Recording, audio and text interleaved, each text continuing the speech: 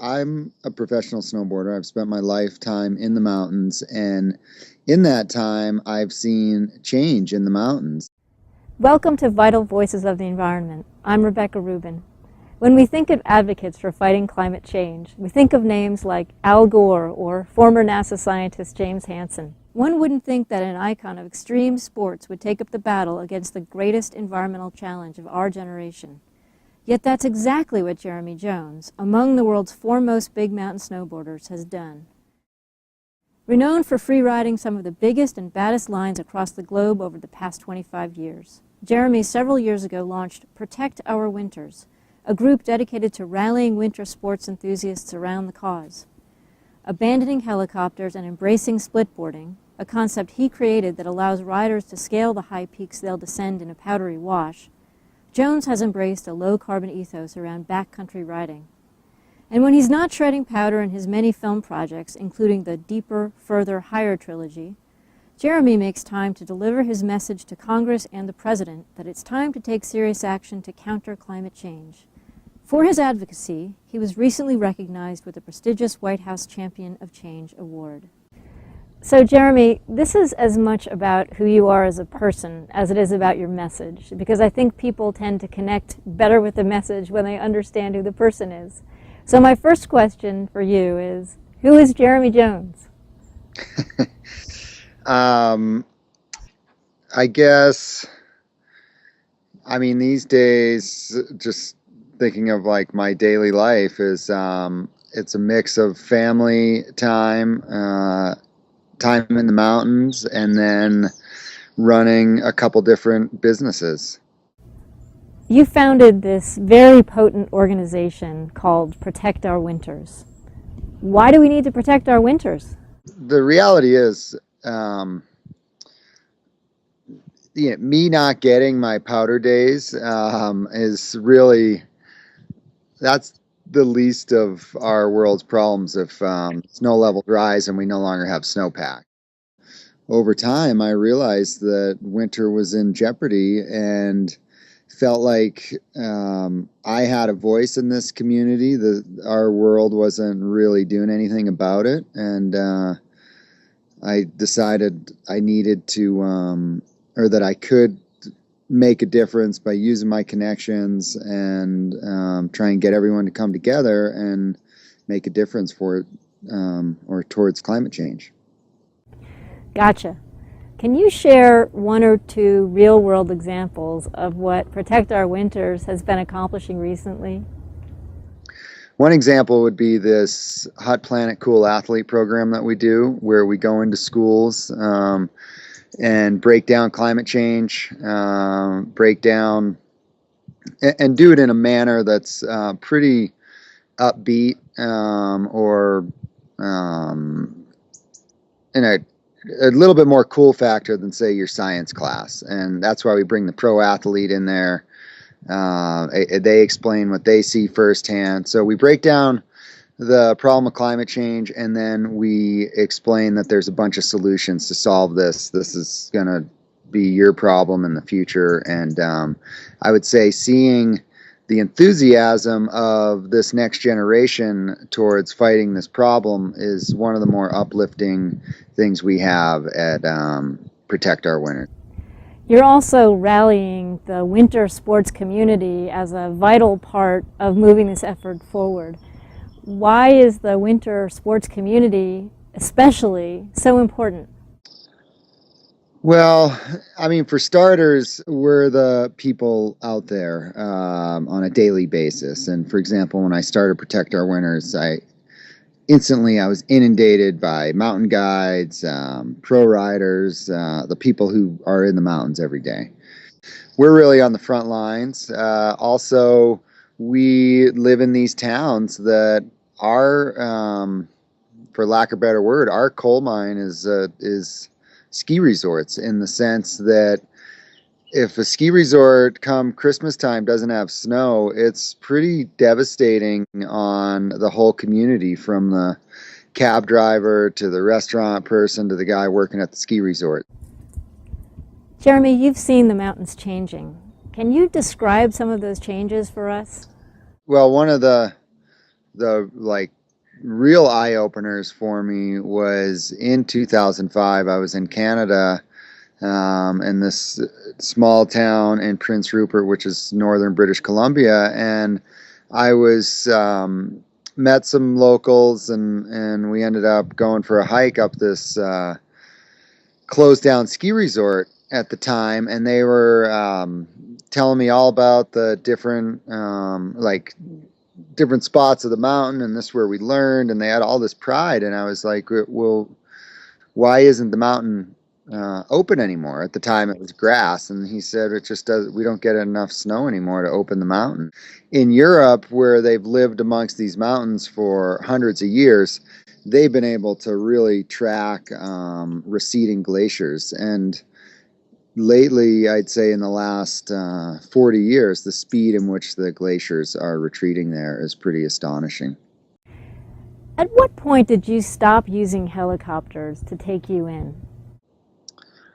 I stopped using helicopters about 5 years ago, and really, I've always looked at all facets of my life and the carbon footprint of everything from what I'm buying at the grocery store to the car I'm driving, the house I live in, my snowboarding, so on and so forth. So it's just been as I become aware of my impact on the environment and everything I'm doing, I've made a ton of small changes that have really helped in reducing my personal carbon footprint. And what is the connection for you between your movies, for instance, the Deeper, Further, Higher trilogy that you're working on now, on the one hand, and your work with Protect Our Winters on the other? Films are really an extension of my progression as my life in snowboarding. And so I didn't forego helicopters just from an environmental standpoint. It's also, I realized that in a lot of ways they were holding me back in where I could go in the mountains, and that also the experience wasn't nearly as rich as when I would go out and go on foot into these mountains and use hike these myself and kind of take the machine out of the equation, and how much more I get out of that. And so with the films, we've had I would say our message with the films is what I call Eco 101, meaning you won't see this super strong, beat over your head environmental message in them. It's really the message and goal of them is to inspire people to get outside, because I believe, especially kids coming up today, they're not getting outside as much. And the first step to environmentalism is to connect with nature, and then you fall in love with nature, and then you want to protect nature. When you're engaging with someone new, maybe someone who's never heard of Protect Our Winters before, what are some of the first things that you would say to them to get their attention? Generally, I run into two different conversations. One where people are really excited and they've seen change themselves. They want to see, they want to try and be part of the solution. So people like that, we're talking about what we're doing with Protect Our Winters, and it's pretty upbeat conversation. And then we have the climate skeptic, the super skeptics who are just like, this is a hoax, this isn't happening. I answer that with like, well, what if you're wrong? We have this runaway climate change and our, drastic changes to the planet, and we go to our kids in 50 years and go, well, we didn't believe the science, and sorry about that, kids, and here's your world, and it's totally screwed up, and we didn't do anything. And if I'm wrong, we have clean energy. We're no longer supporting imported fossil fuels, and we're breathing cleaner air, we're drinking cleaner water, and it, to me, it's not nearly as devastating, the impacts. So you could have stopped at being a world-class athlete And then you could have stopped again at being a movie star, but instead you kept going and you took up this new cause. Was there one single defining moment for you, or did things kind of aggregate over time? I mean, I've always loved the outdoors and therefore love the environment and I've been connected to it, but I am what I would call a reluctant environmentalist. I did not want to be that big vocal voice for it. I knew that I could make a difference, and I also knew that our community of winter sports enthusiasts were not organized and weren't doing enough on this front, and that I wasn't the only one in this world that was like, wow, I knew I'd have some really good support out of the gates because we're all seeing it on a daily basis. So you talked about some of the natural factors and effects of climate change. What about some of the business ramifications? Can you talk to us about some of those? I would say in my community, which is representative of mountain communities across the country and across the world, is our commodity is snow. And if we don't have snow, our world, our community, it doesn't work. And the effects for everyone, not only up in these mountain towns, but the ones down the hill from them, the farmers getting the water from the snow, it really cripples a pretty wide ranging circle, which then really affects everyone down the line. So you were recently on Capitol Hill, and that was not the first time for you, but what was the message that you recently took to the Hill? Well, generally,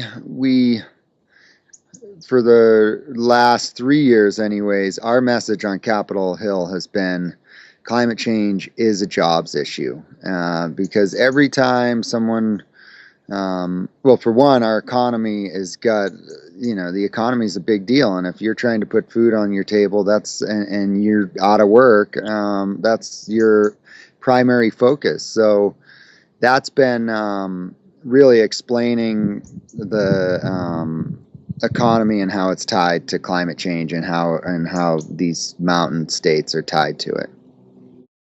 In some of your other interviews, you talk about working on yourself as a person. Can you tell us something about what that means and how you pull all those different aspects of your life together?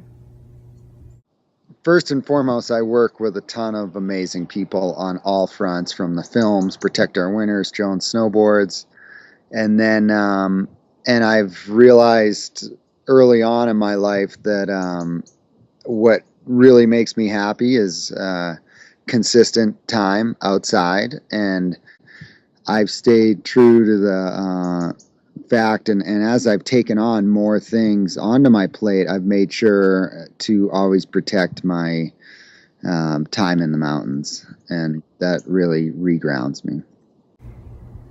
Okay, Jeremy, what question did I not ask you that you wish I had asked? You're a very good interview, and right down to that last question. I look back at, say, the forming of our national parks and the people that did that, our leaders back in the day, President Roosevelt and beyond that.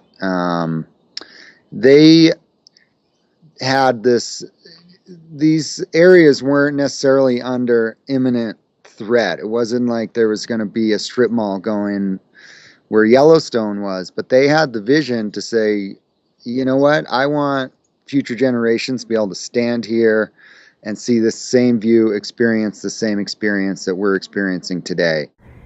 Our world is obviously at a crossroads. Can you tell us something about your vision for the future and what that might look like? What we're doing with climate change isn't for necessarily tomorrow, next week, next year, two years down the road. In my lifetime, I'm going to have snow. I'm very good at finding snow. If there's good snow in the mountains, I know where to get it. And I will always be able to do it in my lifetime. What we're doing, all this work we're doing is for these future generations. And if we start thinking more generational and to my kids and my kids' kids and start wondering what their world's going to look like down that chain, it's that's when the outlook gets scary, and that's really why we're doing the work we're doing now, is for these future generations. Jeremy Jones, thank you so much for being with us today on Vital Voices of the Environment. Thank you. Likewise. We'll talk to you later.